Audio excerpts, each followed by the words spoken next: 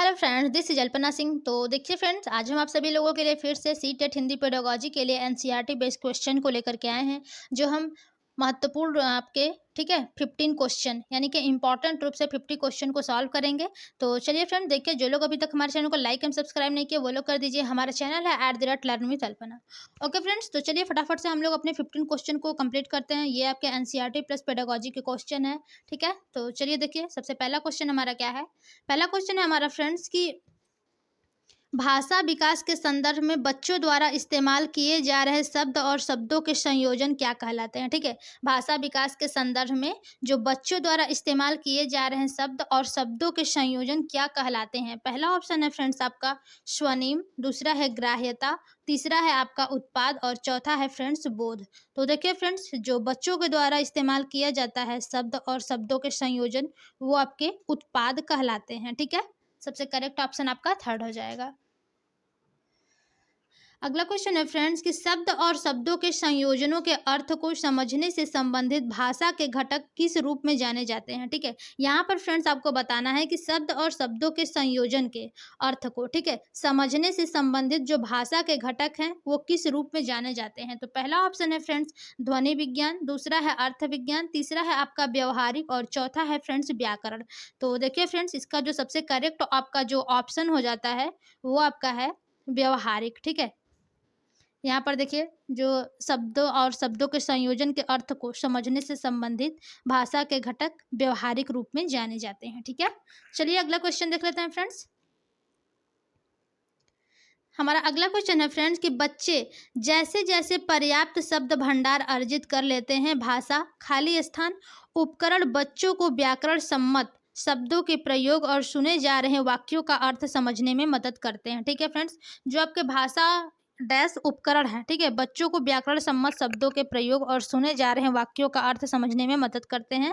तो देखिए यहाँ पर ऑप्शन है पहला अधिगम और दूसरा है आपका ऑप्शन अर्जन, तीसरा ऑप्शन है अनुकूलन, चौथा है फ्रेंड्स विस्तार। तो देखिए फ्रेंड्स, इसका जो सबसे करेक्ट आपका ऑप्शन हो जाएगा वो आपका हो जाएगा अनुकूलन। ठीक है, यहाँ पर देखिए बच्चे जैसे जैसे पर्याप्त शब्द भंडार अर्जित कर लेते हैं, भाषा अनुकूलन उपकरण बच्चों को व्याकरण सम्मत शब्दों के प्रयोग और सुने जा रहे वाक्यों का अर्थ समझने में मदद करते हैं। ठीक है फ्रेंड्स, यहाँ पर आपका थर्ड ऑप्शन राइट हो जाता है। चलिए अगला क्वेश्चन देखते हैं फ्रेंड्स। अगला क्वेश्चन है फ्रेंड्स हमारा कि भाषा अधिगम में निदानात्मक परीक्षणों का क्या उद्देश्य है। यहाँ पर फ्रेंड्स आपको बताना है जो आपके भाषा अधिगम है उसमें निदानात्मक परीक्षण के क्या उद्देश्य हैं। तो पहला ऑप्शन है फ्रेंड्स कि शिक्षक अभिभावक बैठकों में अभिभावकों को प्रतिपुष्टि देना, दूसरा है विद्यार्थियों के रिपोर्ट कार्ड में रिकॉर्ड रखना, तीसरा है आपका शिक्षार्थियों को प्रतियोगी परीक्षाओं के लिए तैयार करना और चौथा ऑप्शन है फ्रेंड्स कि शिक्षार्थियों की समझ में कहाँ और किस तरह की कमी है यह जानना।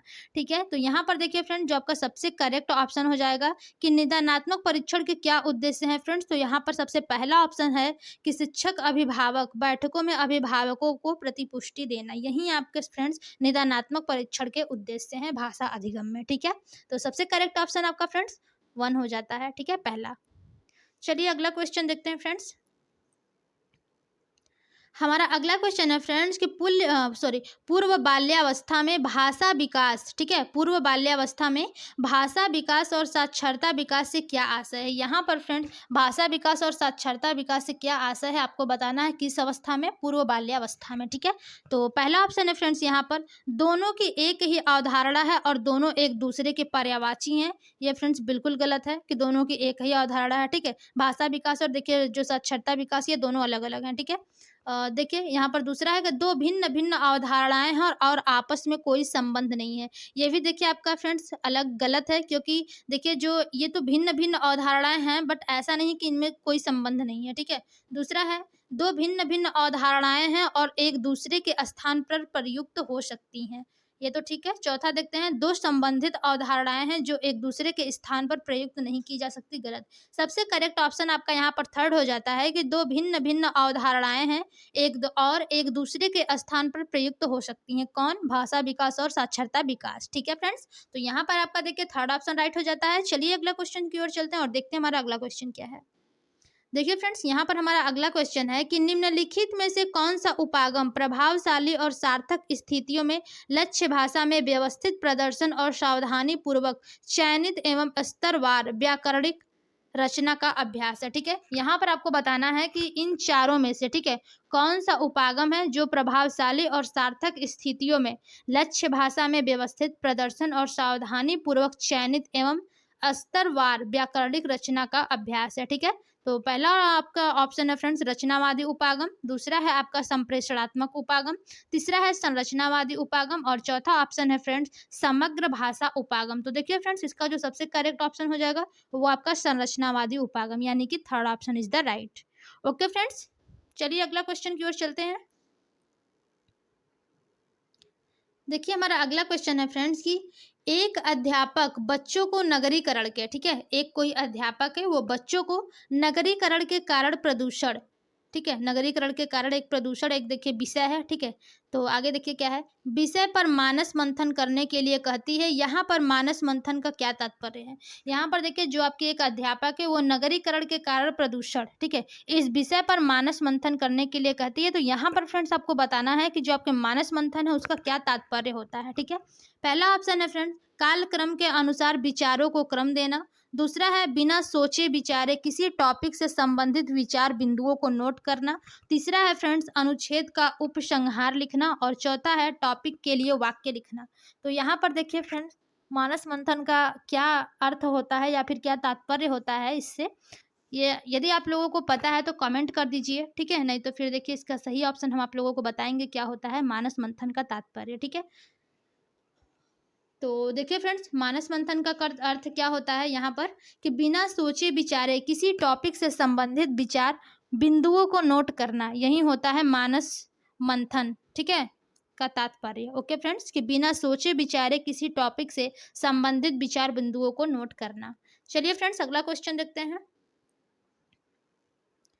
देखिए यहाँ पर हमारा अगला क्वेश्चन है कि अमन लेखन के समय पूर्ण विराम और अन्य विराम चिन्हों का प्रयोग करता है, अमन का मुख्य ध्यान किस पर है? ठीक है, यहाँ पर फ्रेंड आपको बताना है कि अमन है एक से विद्यार्थी है, ठीक है, वो अपना लेखन के समय पूर्ण विराम यानी कि खड़ी पाई जो होती है फुल स्टॉप, ठीक है, और अन्य विराम चिन्हों का प्रयोग करता है। तो अमन का मुख्य ध्यान किस पर है? पहला है सर्जन रचना, दूसरा है आपका ऑप्शन प्रतिलेखन और तीसरा ऑप्शन है फ्रेंड्स यहाँ पर आपका आड़ी तिरछी रेखाओं पर, चौथा है आपका वृत्तांत वर्णन पर। तो देखिए फ्रेंड्स सबसे करेक्ट ऑप्शन जो हो जाएगा यही फोर्थ ही होगा, वृत्तांत वर्णन पर। ठीक है, कि जो आपका यहाँ पर देखिए था ना कि अमन जो है वो लेखन के समय पूर्ण विराम और अन्य विराम चिन्हों का प्रयोग करता है, तो उसका मुख्य ध्यान किस पर है फ्रेंड्स? तो उसका देखिए मुख्य ध्यान जो है वो वृत्तांत वर्णन पर है। ठीक है, चलिए अगला क्वेश्चन देखते हैं फ्रेंड्स। अगला क्वेश्चन है फ्रेंड्स आपका कि अंतःक्रियात्मक श्रवण क्या है? यहाँ पर आपको बताना है फ्रेंड्स अंतःक्रियात्मक श्रवण क्या है। पहला ऑप्शन है श्रवण एवं उत्तर देना, दूसरा है स्वर में उतार चढ़ाव के लिए श्रवण, तीसरा ऑप्शन है फ्रेंड्स शब्दों पर बालाघात और प्रभाव देने के लिए श्रवण और चौथा है फ्रेंड्स वक्ता के दृष्टिकोण को समझने के लिए श्रवण। ठीक है, तो देखिए फ्रेंड्स यहाँ पर जो सबसे करेक्ट ऑप्शन हो जाएगा कि जो अंतःक्रियात्मक श्रवण का क्या अर्थ होता है, तो यहाँ पर सबसे जो इसका क्या है अंतःक्रियात्मक फोर्थ ऑप्शन है कि वक्ता के दृष्टिकोण को समझने के लिए श्रवण। ठीक है, आपका सबसे करेक्ट ऑप्शन फ्रेंड्स यही हो जाएगा फोर्थ। चलिए अगला क्वेश्चन देखते हैं फ्रेंड्स। देखिए फ्रेंड्स हमारा अगला क्वेश्चन है कि एक विद्यार्थी को, ठीक है, एक विद्यार्थी को कहानी पढ़ते समय कुछ नए शब्द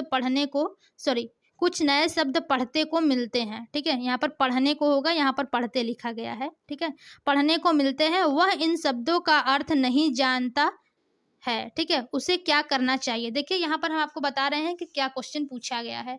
यहाँ पर देखिए आपसे क्वेश्चन पूछा गया है कि एक विद्यार्थी को कहानी पढ़ते समय, ठीक है, कुछ नए शब्द पढ़ने को मिलते हैं, वह इन शब्दों का अर्थ नहीं जानता है, तो उसे क्या करना चाहिए?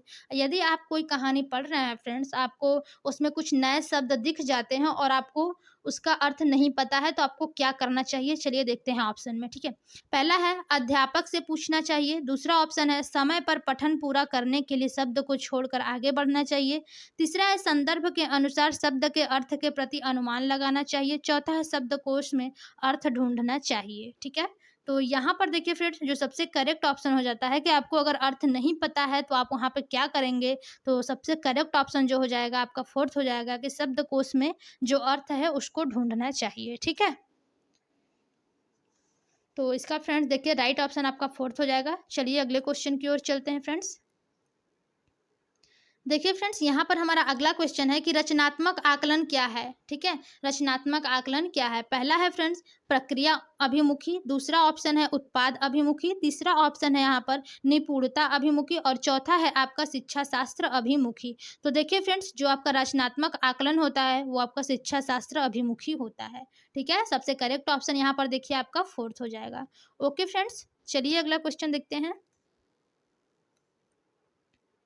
देखिए अब हमारा यहाँ पर फ्रेंड्स अगला क्वेश्चन है कि भाषा अधिगम के बारे में क्या सही है। ठीक है, यहाँ पर देखिए फ्रेंड्स आपसे भाषा अधिगम के बारे में सही पूछा है। ठीक है, पहला ऑप्शन है भाषा का विकास इसके उद्देश्यपूर्ण, ठीक है, उद्देश्यपूर्ण प्रयोग की वजह से होता है। दूसरा है अधिगम में बातचीत, लेखन, आकार देना एवं आगे बढ़ना शामिल है। तीसरा है अधिगम भाषा के रूप और नियम सीखने से होता है। चौथा है जैसा कि एक विविध द्वारा सुझाव दिया गया है भाषा मुख्यतः संवादों और दोहराने के माध्यम से सीखी जाती है। ठीक है, तो यहाँ पर देखिए फ्रेंड सबसे सही जो है वही आपको आंसर बताना है। ठीक है, तो देखिए फ्रेंड जो सबसे करेक्ट ऑप्शन हो जाएगा ये आपका फर्स्ट सही होगा कि भाषा का जो विकास है इसके उद्देश्यपूर्ण प्रयोग की वजह से होता है। ठीक है, यहाँ पर पहला ऑप्शन आपका राइट हो जाएगा। चलिए फ्रेंड्स अगला क्वेश्चन देखते हैं। देखिए फ्रेंड्स यहाँ पर हमारा अगला क्वेश्चन है कि 2 वर्ष की आयु के आसपास के बच्चे, ठीक है, 2 वर्ष की आयु के आसपास के बच्चे दो शब्द वाले वाक्यों को जोड़ना, कम महत्वपूर्ण शब्दों को छोड़कर मुख्य शब्दों पर ध्यान देना शुरू कर देते हैं। ठीक है, यहाँ पर आपसे क्वेश्चन पूछा है फ्रेंड्स कि जब 2 वर्ष की आयु के आसपास के जो बच्चे होते हैं वो दो शब्द वाले वाक्यों को जोड़ना, ठीक है, कम महत्वपूर्ण शब्दों को छोड़कर मुख्य शब्दों पर ध्यान देना शुरू कर देते हैं। तो आगे देखिए क्या है कि यह दो शब्द के वाक्य प्रयोग की स्थिति क्या कहलाएगी। ठीक है, पहला है आपका कुजन, दूसरा है बबलाना, तीसरा है एक या दो शब्दीय वाक्य यानी कि टेलीग्राफिक स्पीच और आपका चौथा है सामान्यीकरण से आगे। तो देखिए फ्रेंड्स इसका जो सबसे करेक्ट आपका जो ऑप्शन हो जाएगा व्याख्या के अनुसार, ठीक है, वो आपका देखिए यहाँ पर तो थर्ड ऑप्शन सही होगा कि एक या दो शब्दीय वाक्य यानी कि टेलीग्राफिक स्पीच। ठीक है, लेकिन देखिए फ्रेंड्स व्याख्या के अनुसार तो आपका थर्ड ऑप्शन सही होगा, लेकिन जो आपके सीबीएसई वाले हैं, ठीक है, सीबीएसई वाले इसे क्या माना है, बबलाना। ठीक है, ऑप्शन 2 को ही उन्होंने सही माना है। तो देखिए फ्रेंड्स आपको सीबीएसई के अनुसार चलना है क्योंकि देखिए जो आपका सीटेट का एग्जाम होता है वो आपके सीबीएसई वाले ही कराते हैं। ठीक है, तो यहाँ पर करेक्ट ऑप्शन क्या हो जाएगा, बबलाना। ओके, न कि थर्ड होगा। चलिए अगला क्वेश्चन देखते हैं फ्रेंड्स। देखिए फ्रेंड्स यहाँ पर हमारा अगला क्वेश्चन है कि एक अध्यापक ने महसूस किया कि कुछ विद्यार्थी किसी अवधारणा को तब बेहतर तरीके से सीख पाते हैं जब वो किसी गतिविधि में भाग ले पाते हैं। उनके सीखने की शैली को क्या कहेंगे। यहाँ पर देखिए आपसे क्वेश्चन पूछा गया है कि फ्रेंड कि एक कोई अध्यापक है जिसने महसूस किया, ठीक है, उन्होंने महसूस किया है कि कुछ विद्यार्थी किसी अवधारणा को तब बेहतर तरीके से सीख पाते हैं जब वो किसी गतिविधि में भाग लेते हैं। उनके सीखने की शैली को क्या कहेंगे। पहला है आपका श्रव्य, दूसरा है ऑप्शन दृश्य, तीसरा है गत्यात्मक, चौथा है आपका सौंदर्यात्मक। ठीक है, तो यहाँ पर देखिए फ्रेंड्स सबसे जो करेक्ट ऑप्शन होगा कि जो टीचर है वो कहते हैं कि जितने बेहतर वो ऐसे नहीं सीख पाते हैं किसी अवधारणा को, वे तब सीखते हैं जब किसी गतिविधि में भाग लेते हैं। यानी कि देखिए सबसे करेक्ट ऑप्शन जो हो जाएगा वो यहाँ पे दृश्य हो जाएगा। ठीक है, उनके सीखने की जो शैली है वो दृश्यात्मक होगी। ठीक है, इसको दृश्य कहेंगे। चलिए अगला क्वेश्चन देखते हैं फ्रेंड्स। देखिए फ्रेंड्स हमारा अगला क्वेश्चन है और आज के पेडागोजी हिंदी के लास्ट क्वेश्चन है। ठीक है, किसी उपागम के अंतर्गत भाषा अर्जन समुन्नत करने के लिए विद्यार्थियों को वास्तविक दुनिया के इर्द गिर्द रची गई गतिविधियों में संलग्न किया जाता है। ठीक है, मान लीजिए देखिए फ्रेंड्स आपसे क्वेश्चन पूछा गया है कि किसी उपागम के अंतर्गत जो आपके भाषा अर्जन है, ठीक है, उसको समुन्नत करने के लिए विद्यार्थियों को वास्तविक दुनिया के इर्द गिर्द, ठीक है, रची गई गतिविधियों में संलग्न किया जाता है। तो ऑप्शन है यहाँ पर व्याकरण अनुवाद विधि, दूसरा है संप्रेषणात्मक उपागम, तीसरा है आपका संरचनात्मक उपागम और चौथा है फ्रेंड्स श्रव्य भाषिक विधि। तो यहाँ पर देखिए फ्रेंड्स आपको भाषा अर्जन के लिए बात किया गया है, तो यहाँ पर आपका सबसे करेक्ट जो ऑप्शन हो जाएगा वो क्या हो जाएगा, संप्रेषणात्मक उपागम। ठीक है, क्योंकि यहाँ पर देखिए फ्रेंड्स वास्तविक दुनिया के इर्द गिर्द रची गई गतिविधियों में संलग्न, और यहाँ पर आपको भाषा से संबंधित है फ्रेंड्स, यानी कि आपको कम्युनिकेशन करके। ठीक है, तो यहाँ पर सबसे देखिए जो करेक्ट ऑप्शन होगा वो आपका क्या हो जाएगा, संप्रेषणात्मक उपागम। ओके फ्रेंड्स, तो देखिए आज की हिंदी पेडागोजी में हमने 50 क्वेश्चन कंप्लीट किया है, और आप लोग जरूर कमेंट करिएगा कि आपके आउट ऑफ 15 कितने क्वेश्चन सही हुए हैं। ठीक है, और आपको कितनी अभी मेहनत करने की जरूरत है। और देखिए बहुत ही कम समय बचा है, आप लोग डेली हम तो कहेंगे प्रैक्टिस क्वेश्चन पेपर सॉल्व करिए। ठीक है, हमारे साथ आप लोग रेगुलर बने रहिए और अपने फ्रेंडों को भी शेयर करिए, ताकि जो लोग सीटेट के फॉर्म डाले हैं, फिलअप किए हैं, उन लोगों का एग्जाम है, सबको हेल्प मिल सके। ठीक है फ्रेंड्स, तो चलिए जो लोग अभी तक हमारे चैनल को लाइक एंड सब्सक्राइब नहीं किए हैं वो लोग कर दीजिए। हमारा चैनल है @learn with Alpana. Okay friends, तो आज की हिंदी की क्लास में बस इतना ही, मिलते हैं अपने अगली मैथ की क्लास में, तब तक के लिए धन्यवाद।